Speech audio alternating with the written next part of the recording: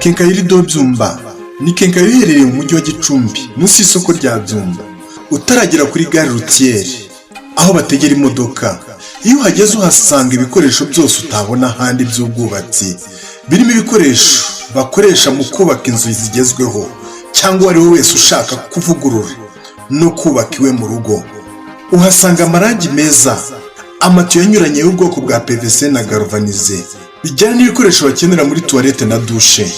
Hari ibirahure bya fime by'amoko yose ndetse n'ibisanzwe. Hari amabati y'amoko anyuranye akomeye kandi aramba ku bashaka gukora parafo moderne zigezweho kandi zisa neza. Bafite amoko anyuranye ya rangeti.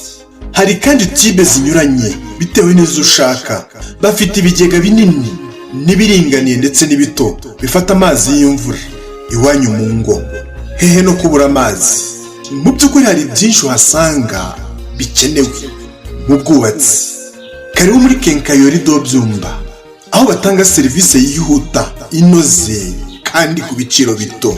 Tanga umusoro kandi uko bikwiye, tanga IBM akantu kose kandi tugira serivisi nziza mu bintu bikurura abakiriya bacu. Serivisi ibikoresho byacu biba bihendutse kandi ari original ku biciro byiza.